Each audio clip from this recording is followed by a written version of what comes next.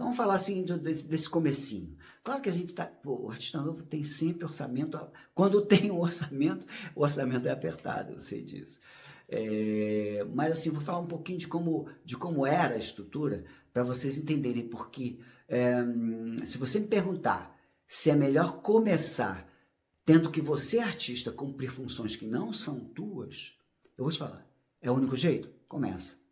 Porque aí a gente vai para o intangível. Às vezes você fazendo uma coisa sozinho ou participando dentro de uma massa de trabalho que você cumpra funções que não são tuas, porque o artista é para artistar, né? O artista precisa artistar. O que é artistar? É compor, cantar, participar da parte artística que tange a sua personalidade.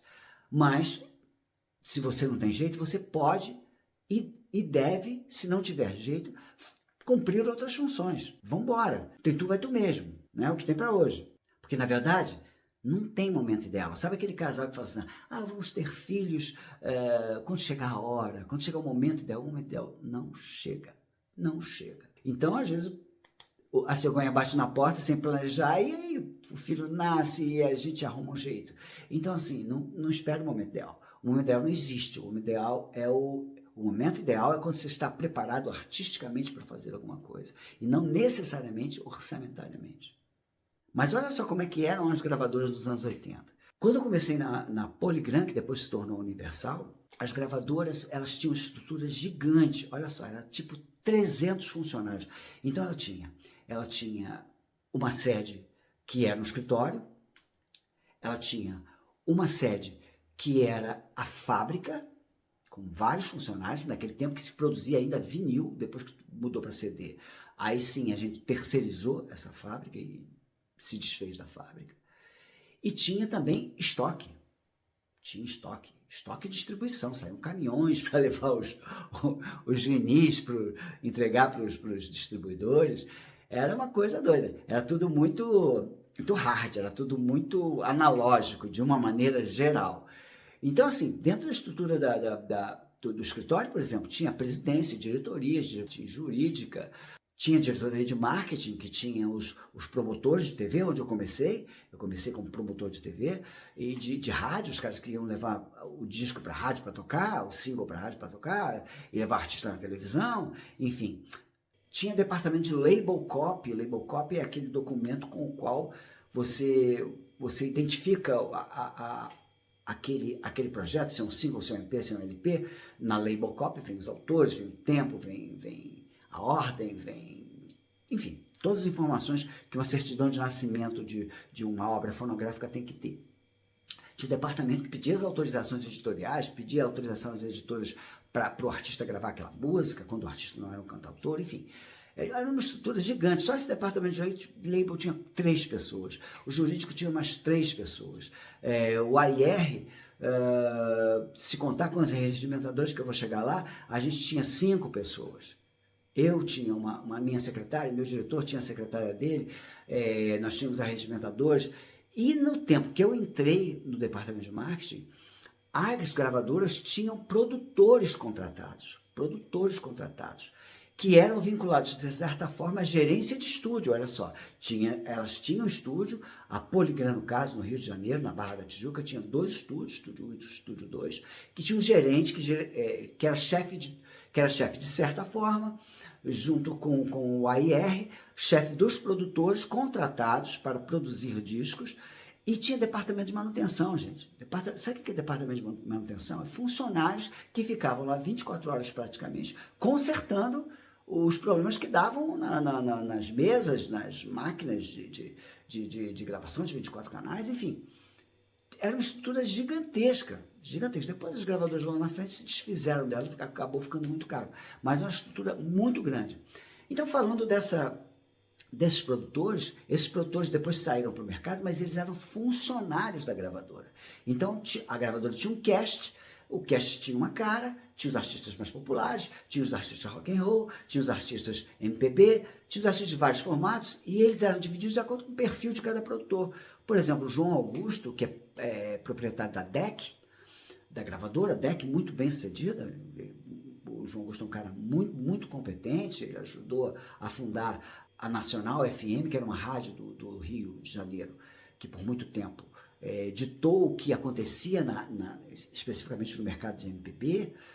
Ele depois veio para as gravadoras e ali ele começou a produzir um monte de gente interessante que tinha o perfil dele. Então, cada um dos produtores, tinha aquele produtor mais popularzão, tinha aquele produtor mais sofisticado, cada um pegava uma parte do cast e era responsável de fazer o artista funcionar de uma maneira comercial previsível, que a Marina Lima pudesse lançar o disco como era idealmente planejado em setembro, hipoteticamente. Então esse produtor musical, funcionário da companhia, ganhava salário, esse cara era responsável por deixar a Marina atenta, cobrar da Marina, e aí Marina, como é que estamos de repertório? Fazer tudo que um AIR começou a fazer com produtores contratados depois, dentro da gravadora. Então tinha esse conforto. E esse produtor musical, dentro das gravadoras, acabavam por incorporar um pouco da parte da produção executiva. O que é a produção executiva? É aquela coisa mais chata da produção. O bom é trabalhar com a música, né? Aquela coisa mais chata da produção, de orçamento, de horário dos músicos. Mas esse produtor também se valia de arregimentadores. O que era arregimentador? Arregimentador é aquele cara, Barney, um abraço, sempre foi nosso arregimentador querido, tinha o Perrota, que era um músico, que era um violinista, que era arregimentador funcionário da companhia. O Barney e o Perrota eram funcionários da companhia, que Barney era responsável por todos os artistas que não fossem de cordas. E a parte de cordas era o Perrota que fazia, que sempre foi uma coisa meio estranha, que tinha sempre teve parecia uma maçonaria, o pessoal que corda. Eu mando um abraço para o Jaquim Morelenbaum aqui, sem ofensa, mas ele sabe do que eu estou falando. Enfim, o Perrota vinha um lado, então os produtores musicais lançavam mão, inclusive, dessa prerrogativa de ter os arregimentadores. Eles só falavam assim, ô Barney, eu preciso do Jamil Joanes, grande baixista maravilhoso da banda Black Rio, que virou um músico de estúdio muito requisitado, no dia tal aqui para fazer a base do Caetano, hipoteticamente. Então, assim, tinha esse conforto gigantesco. Então essa parte executiva, que às vezes tinha adesão de alguém do staff do artista, quando o artista era grande, às vezes um empresário, então um secretário, o produtor, para ajudar nessa executiva. Olha só quanta gente fazendo esse trabalho que agora é seu. Sinto muito, agora o trabalho é seu. Então tinha muita gente fazendo isso. Então se você tiver que ser o produtor musical, ok, vamos em frente. Se você tiver que ser o produtor executivo, ok. Se você tiver um amigo, um cara bacana, um cara que se interessa pela tua carreira, para te ajudar, claro, no amor, no love total, é uma força, uma ajuda. Mas são duas funções que você eventualmente pode se envolver, embora, vou fazer a ressalva, sempre é melhor que você não se envolva com isso. Mas nem sempre a gente pode se dar esse luxo, né? Agora, uma seara mais complicada é você querer ser músico, por exemplo. Você toca um instrumento de harmonia? Deveria tocar. Ah, mas eu não... Toca. Aprende um piano, aprende um violão. Se você é artista novo, aprende, cara. Você vai criar Primeiro você vai criar um instrumento de gênese, de composição, onde você vai compor. E quanto mais você melhora no instrumento, mais você pode sonhar em gravar seu próprio instrumento. Ah, tem um violão nylon para colocar, um violão aço, eu vou colocar o meu. Mas aí você tem que chegar a um nível de ter personalidade executando aquele violão. E personalidade não passa necessariamente por técnica. Claro que quanto mais você toca, mais técnico você fica. E mais condições técnicas você tem de desenvolver a sua expressão artística através do instrumento. Mas, por exemplo, vamos fazer uma comparação aí. Se você não conhece, procura conhecer. Nelson Cavaquinho, grande, gigante compositor de samba, maravilhoso. Ele tocava violão com 3 dedinhos. E o violão dele tinha uma personalidade tão grande que os produtores não abriam mão de gravar o violão do Nelson Cavaquinho. E ele tocava, entre aspas, mal violão. E é um negócio assim, escuta, procura, tem no Spotify, tem no streaming. Vai escutar o violão mas tinha personalidade. Então, assim, se você tem personalidade rústica no teu instrumento, você pode ser um músico. Ou se você tem personalidade... Vamos fazer um antagonismo do bem aqui. Nelson Cavaquinho versus Gilberto Gil. Gilberto Gil é virtuoso no violão. Vai escutar Expresso 2222, você vai entender o que eu estou falando. Então, assim, o cara é gênio. A partir do violão do Gilberto Gil, o arranjo era montado no entorno. Porque era tão personal, era tão elaborado, que o arranjo, se você chegar nesse nível, sensacional. Então você pode sim ser músico. Ou você pode, através do teu instrumento, quando ele ainda é incipiente, digamos assim, tanto em linguagem quanto em técnica, você dar caminhos harmônicos, ideias harmônicas para o arranjador. Agora, se você faz uma música de voz e violão, então você pode ser um arranjador. Como, por exemplo, escutar Refazenda, do Gilberto Gil, já que eu usei o exemplo. É tudo em cima do violão. Tem um entorno todo em cima da ideia do violão.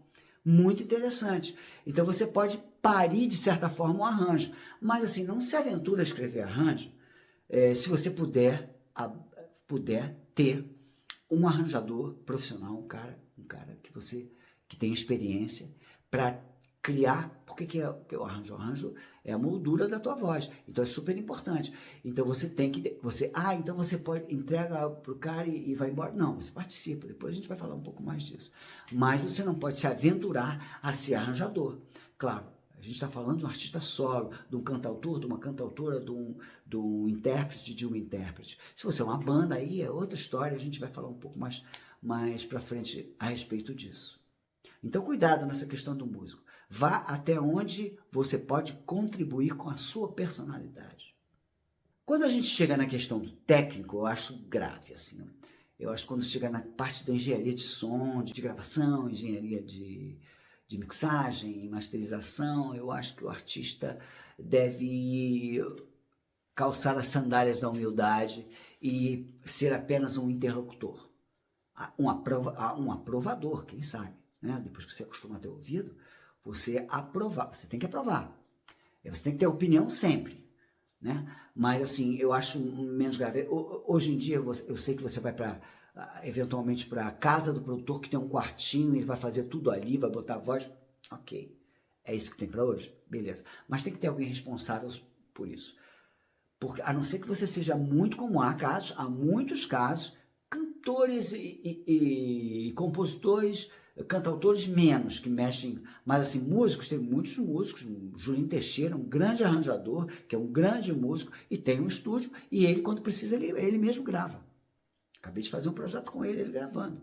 Então, assim, existem casos que o músico mete a mão na massa. O artista, eu não tenho grandes exemplos para dar. Tem artistas muito curiosos, que gostam muito, que gostam de interagir demais, às vezes passam da linha, passam da linha do suportável, porque o técnico tem que ter paz para trabalhar, né?